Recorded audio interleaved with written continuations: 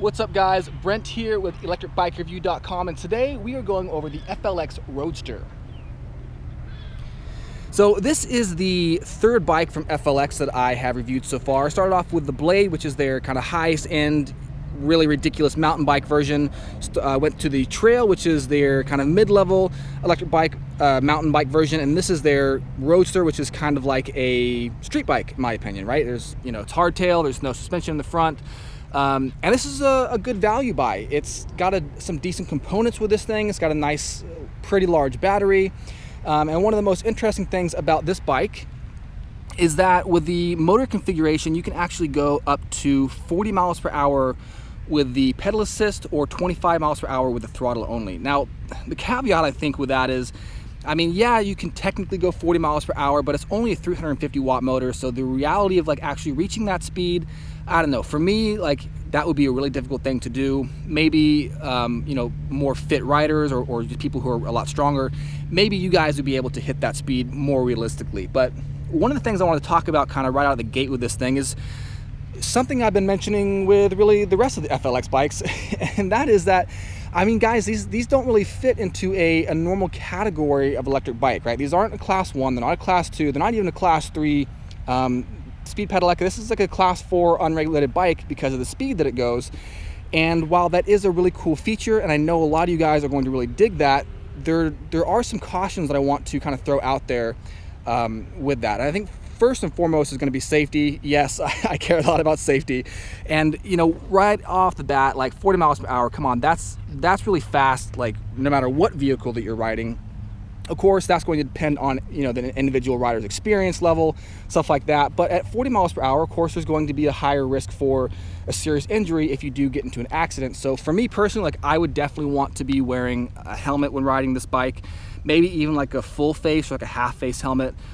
That's just me. I think that would be prudent given how fast this thing goes. But the other kind of issue or potential issue that I can foresee with this bike and with really the entire FLX lineup is kind of the legal ramifications of riding this thing where you're not supposed to. So this isn't really a trail bike. You could probably ride it on trails like this. As you guys can see, it's nice kind of smoothly packed dirt trail, but really this is a city bike, right? And because it's a class 4, it's technically kind of a unregistered vehicle. So let's say I was riding this thing through the city and I get into an accident, maybe somebody hits me, I hit somebody, I damage property, whatever. That could be a serious issue as far as insurance and stuff goes. I'm not a lawyer, I don't really know how deep those ramifications could run, but I definitely can foresee some issues. So I just wanted to throw that out there, just something to kind of be cognizant of if you are going to ride this thing in the top speed configuration. Just be cognizant of that. Now I think there is actually a way to adjust the top speed on this through the control center, and we'll get into that a little bit later on. But what I do like about that is mostly is for safety. Again, is because if you want to have a younger rider being able to ride this or a more inexperienced rider, you could tone it down a little bit, so it would not be as fast for them. Now, again, I'm not a lawyer. I don't know if dropping that speed is going to make people safe from the potential legal ramifications. If you get pulled over and the cop's like, hey, how fast does this thing go? And you're like, hey, it goes 40 miles per hour, but actually it's in the 20 mile per hour mode, so it's technically legal. And they might be like, oh, okay. Or they might be like, no, here you go, here's the ticket. I don't know. But yeah, again, I wanted to talk about that for a minute, kind of just tell you guys my thought process with that. And yeah, so again, this is the Roadster. It's a good value buy, in my opinion. This thing starts off at $17.99, and it comes with a pretty nice 13 amp hour battery. That's a pretty decent sized battery right off the gates. However, if you want to opt for the 17.5 amp hour battery, which is the same one that's comes standard on the Blade, you can do that, and that will run $20.98 for that package. You can also do a touring package, which includes a rear rack, which will have a integrated tail light. You'll get fenders front and rear, and you'll also get an integrated headlamp, which I think is about 400 lumens is what the guys at FLX were saying, which is actually not bad for an integrated headlamp. That's really not that bad at all. So if you do want to go for the touring package though, then that's going to be $20.69.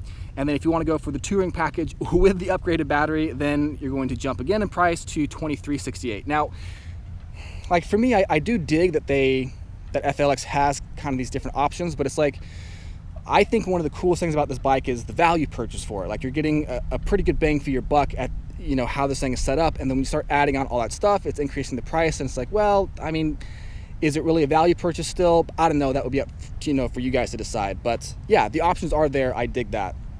Now, just like the other FLX bikes, this only comes in one frame size. This is the 19-inch frame. This one comes in two colors: the carbon black, like you see here, and then the electric white, which is the color that I reviewed for the trail. The black, I like this color. For me, I think the coolest thing about the black is, like, at a glance, like, you can't really tell this is an electric bike. I mean, you guys can tell it's electric, I'm sure, because you guys know what you're looking for. Obviously, that big battery's kind of sticking out right there. You got the Bafang, the motor in the middle. But for most people who don't really know about electric bikes, like, this thing it's stealthy, like, it flies under the radar. So if you're looking for something that's not going to scream, hey, I'm riding an electric bike, like, this is a good option. This is cool. I think one of the downsides, though, to having an all black color, even though it does look sweet, everything, you know, even though it's all integrated, the wires match, the battery matches, one of the downsides is going to be, again, kind of a safety thing. And that's, like, you know, if you're riding at night, a dark color is going to be less visible, even though you've got, you know, the little reflectors on the wheels, but really that's not going to do a whole lot. The electric white is definitely really bright. So for those of you guys who do want to be more visible at night, if there's a lot of night riders out there, you sorry, that just harkened back to the old Night Rider show. Anyways, if there's some night riders out there, you might be more inclined to go for the electric white color. So yeah. All right, let's dig into this bad boy right here. So up here on the handlebars, we've got the Shimano Alivio 9-speed trigger shifters, which lead down to the Shimano Alivio derailleur. So this is still kind of an entry-level derailleur. It's a couple steps up in the Shimano line. It's not an e-bike specific derailleur, so, you know, you might potentially run into issues with derailment or just kind of strain on the components, but it's a 350 watt motor, so I don't think it would be that big of an issue. One of the cool things about this, though, as far as like derailments and kind of keeping the chain on, is the chainring teeth here have that same narrow wide pattern as all the other FLX bikes. Now, what's great about this is this narrow wide tooth pattern here is just, it's going to help keep this chain locked on, which is going to be important, especially for a hardtail with no suspension. Like, this chain is going to bounce around a lot. I think even if you're riding on the road, you hit a pothole, whatever, this thing's it's gonna be bouncing. You do have this kind of you know, bash guard slash kind of chain guard right here on this side. It's aluminum. It's a nice piece of gear. What is missing, though, is the chain guide on this side. So that is something that was on the Blade, but it wasn't on the Trail, and it's also not on the Roadster. But they did have a little chain guide that was CNC'd aluminum. It kind of stuck out right here, and just made sure that the chain didn't pop off that way. So still, like I said, I mean, it's got the Alivio derailleur. It's, like, you know, not that bad. And then if we come over here to the front of the bike, we've got the Tektro Auriga brakes, front and rear. So these are hydraulic disc brakes, 180 millimeter, pretty nice. They're dual piston, and I like that they're hydraulic, especially because this thing does go this fast. Like, for me, I'm gonna want that extra stopping power, especially, you know, because these tires are kind of thin. So yeah, I'm glad that it has these larger brakes. These also have motor inhibitors built in, so whenever you actually tap either the front or rear brake, the motor is going to cut off. So what I like about that, one of the biggest things that says to me is, okay, again, that's a safety feature, right? So imagine that you guys are, or imagine that I'm, you know, riding this thing full speed and I want to brake as hard as I can. Maybe it's like an emergency situation. Maybe I'm not really thinking very clearly, and oh shoot, I forget to let off the throttle, or just for whatever reason I forget to stop pedaling. If I hit the brakes, the motor is still going to shut off. So that's going to make sure that I'm not fighting against the motor when I'm braking, which is going to help me keep the minimum stopping distance. So dig that, very cool feature. I think on the Blade, actually, Rob disconnected his his motor inhibitors because he said, and I quote, "It made for a more wild experience." They're connected here, so we'll test that when we do the ride. But for me, I always want the motor inhibitors connected. So yeah, there's also a bell up here. I mean, pretty standard, but hey, at least it's there. There's also this little, like, bar mounted light, which I haven't even turned on yet. Okay, check that out. So yeah, one click turns it on, click it again, and it flashes at you, flashes slower, and off. Yeah, I mean, it's cool that they included that. But I think one of the coolest things on kind of the handlebars up here is definitely going to be the control center. So let's turn this bike on and I will show you guys this control center. I really like this control center a lot. There's so much information on this thing, and I mean, it could be argued that there's like a little bit of information overload on this, but whatever, I like it. So let's start up here at the top. We got a clock up here on the top. This is not the correct time, but there is a clock up here. A battery indicator in percentage, which I really do like, just because percentage is going to be so much more accurate than a bar indicator. And something to note is the battery indicator on these bikes are really accurate. I don't know if they're measuring maybe amps coming out instead of watts. I really don't know how they're doing it, but the readout is really accurate. So on some electric vehicles I've tested, you know, you'll start pedaling and you'll be going full speed and you'll be drawing a bunch of power from the battery, and it'll be like, oh, you got 50% battery left, but then like a second ago you had 100%. So it kind of freaks me out mentally because I think I'm like losing so much battery power. But on this, like, it ticks down really slowly, and it seems to really correlate to how hard I'm pedaling, how far I've gone, and I don't see a whole lot of like sudden dips in the battery indicator. Dig that. Now, if you do want to switch this to a bar indicator though, you can actually do that in the settings. So for those of you that like bar indicators, that option is there. In the middle, we've got the current speed in miles per hour. You can switch it to kilometers. And then on the outer disc here, you've got a wattage output, or you can switch it to an amperage output. So that will tell you kind of like how hard you're pedaling, or how much you're working compared to how much the motor is putting out. So I like that. And then down here is where you've got your pedal assist speed. It goes from, or pedal assist level, sorry, it starts at 0, 1, 2, 3, 4, 5, and it goes all the way up. You've also got a tripometer, and if you hit the little I button right here, you can switch through the settings. An odometer, max speed, average speed, and range. So what I like about the range here, and I mentioned this with the other FLX bikes, is that with the range, the estimation is based on what level of pedal assist that you're in. So if you're in, you know, this one right here, 5, is going to say, oh, you've only got 16 miles left. We go down to 4. Oh, now I got 20 miles per hour. If I'm going to be in 4, 3, 24, 2, 28, and 1 is going to be 38. So I like that it's not a static kind of estimation of the range. It actually is going to change depending on, you know, what the bike thinks you're going to be drawing from the battery. So very cool feature. Now here on the bottom, this little dot is actually a light detector, or I don't know what the proper name is for it, but oh, something happened. I hope everybody's okay. Shoot. Okay. So the light indicator here, or the light detector, it detects how much light there is, the ambient light, and it will actually adjust your screen brightness for you automatically. Might help save battery, I don't know, whatever. Down here in the bottom, you got a nice little USB port, so you can put like your phone up here. You can put a little light, plug it in, and you can draw power directly from the bike. I like that. Now, the only downside to this heads-up display, this little control center, is that it is not removable. So it's stuck on this thing. I mean, you can take screws and unscrew it, but it's not easily removable. And on this bike, I think more than any of the other FLX bikes that I've reviewed, I think that it would be cool if this thing was removable, because this is really kind of geared towards urban use, being on the road. And of course, if you guys are going to be riding, you know, in the city, probably at some point you're going to want to stop and like park this thing in a bike rack. And with this thing not being easily removable, that means that it could be subject to tampering. If you leave it alone, somebody could scratch it up. And it also means that if it's unattended and you don't have a password programmed in here, which you can program a password to start this bike up, but if you don't have a password in here, somebody can just hop on, turn it on, whew, and ride off into the sunset with your bike. So just keep that in mind. Okay, on the buttons over here on the button pad, we've got the up and down for the pedal assist mode, the I to switch settings again, power, and lights if you do have the integrated lights. So to get into the menu here, you double tap the I button. There we go.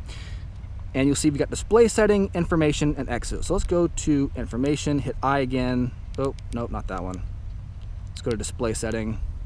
Okay, so here's some of the stuff that you can actually change with this thing. Now, okay, it looks like it says the speed limit is actually 60 miles per hour. I thought that it said 40, but maybe it goes all the way up to 60. I don't know. But let's say we wanted to change that. So I'm going to hit the I button, and I'm going to bring this thing down let's see if we make it legal. Bring it all the way down to 20, see what happens here.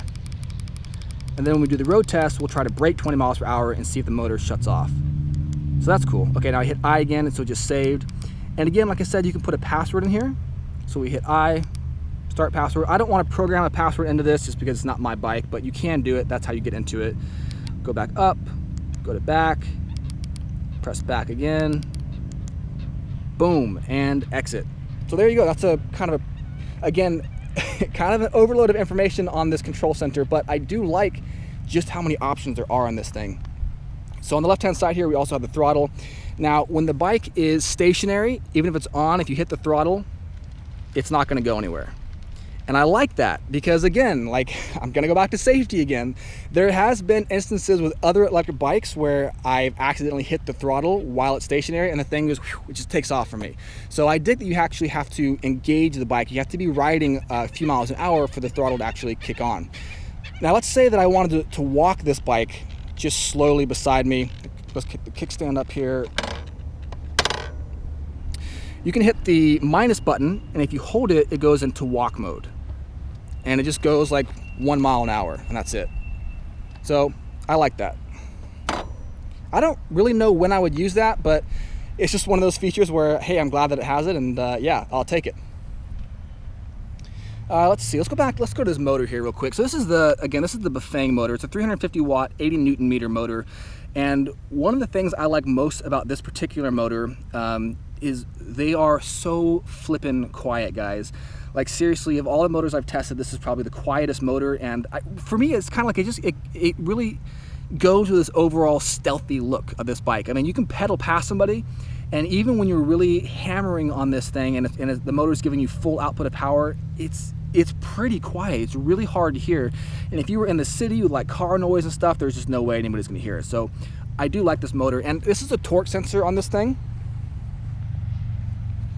which obviously I love torque sensors as opposed to cadence sensors. I always mention this because for me, I love it so much. But torque sensors, real quick, the difference between the torque and the cadence sensor is the torque sensor is going to measure the torque or the pressure that you're putting on the cranks, and it's going to give you kind of a nice corresponding output of power from the motor, depending on how hard you're pressing the pedals. And then a cadence sensor is going to measure the actual revolutions of the cranks, and those generally are not as accurate. So with cadence sensors, a lot of the times you'll start pedaling and it's going to be 100% output, and the bike will just take off from you.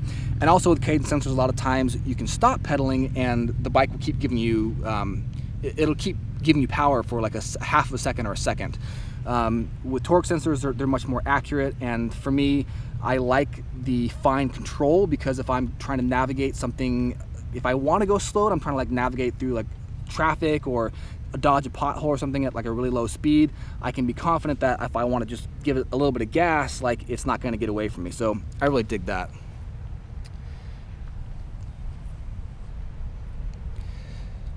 So the battery here, again, this is the 13 amp hour version battery. With this, you can charge the battery here on the bike or off the bike, and there's a little cover right here. You can charge it right there at the bottom. Hopefully you guys can see that. There's also USB cable or USB port, which again, I love that, because for me it's like, okay, well, it increases the amount of functionality that this thing can have. I could take this battery off if I wanted to, and if I wanted to walk around the city and charge my cameras, charge my phone with the battery, hey, I can do that, and I dig it. To take it off the bike, you just put the key in right here, give it a little twist, pull this, and that's it. Like, it's pretty simple. The battery is relatively lightweight. I think it's like 6.5 pounds, not too bad. Kind of a standard battery. This is the same type of battery that FLX uses on all their bikes, but they just have different sizes. And then to put it back in, just go like that.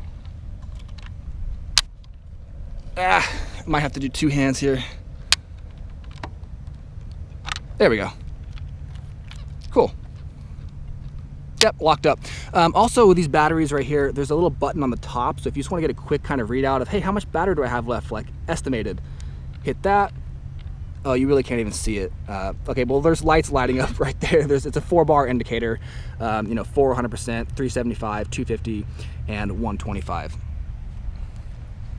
And this is the 36-volt battery, by the way. The larger battery on the Blade is a 48 volt, but this one on the Trail and the Roadster is a 36-volt battery. And yeah, so like I said, it's a hardtail, no suspension in the front, and as a road bike, like if you're going to be going long distances with this, I would probably want to add a seat post suspension. I mean, it'd be cool if there was integrated suspension, but that's not that big of a deal. I mean, maybe you guys might like the fact that it's a complete, you know, hard frame with no suspension. But yeah, you can add seat post suspension. Just be sure to get the right diameter for the seat post, which is 31.8 millimeters there. And yeah, what else? Overall, this thing is about 45 pounds. The frame is aluminum alloy. FLX says that they designed this frame from the ground up, so it's kind of like their proprietary frame, which is pretty sweet. And yeah, I think that's about it, guys. We've kind of covered most of the stuff on this here. So let's take this for a ride real quick and see what this thing is like in action. All right, we're gonna turn this thing back on. Let it boot up. Switch to the top pedal assist mode. And again, I put this thing at 20 miles per hour for the top speed. So I'm really interested to see if that happened, like if it's actually 20 miles per hour, or if I can still get pedal assist beyond that. So I'm in 4th gear here, just kind of cruising along, top pedal assist mode. And again, even at 350 watts, this motor is it's not weak. I mean, it's got 80 Newton meters of torque. Like, it's a pretty powerful motor. Like, it gives you, I found that for this motor in particular, it gives you like enough power to get up modest hills while still kind of letting you work out a little bit. So like for me, I still get kind of an increase in heart rate when I really pedal this thing, as opposed to some of the more powerful bikes, which I dig. So yeah. All right, so go ahead and listen here for the motor kicking on. It's really quiet.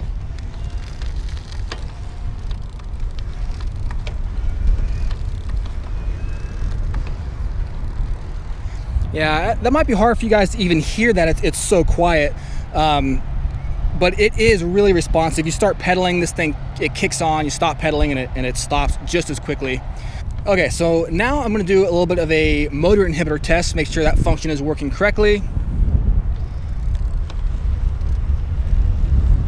Motor is engaged, still gonna pedal, hitting the brakes just softly, and yep, the motor does disengage. Letting off the brake, motor comes back on, hit the brake, motor shuts off. So yeah, good. Like I said, good safety feature. Go ahead and switch to the gears here. 7th, 8th, 9th, and 14 miles an hour. 15, 17, 18, 19, 21, and yes, the motor does feel like it actually cut off. Cool, okay, so that works. Yeah, that's the first time that I've actually used that function on the FLX bikes. They all go really fast. I've never actually changed the top speed, so it's cool to see that does work. Here's the bell, just in case you wanted to hear it while I'm riding. There we go. Yep. All right, now I'll go ahead and switch gears here real quick, let you guys watch that.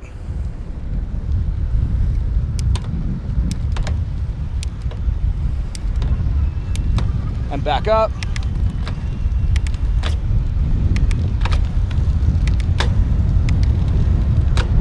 There we go. All right, last thing I want to do here is a quick brake test with the front brake. So we'll go 12 miles an hour, 15, and brake. Oh, yeah, again, plenty of stopping power on this. All right, let's head back here.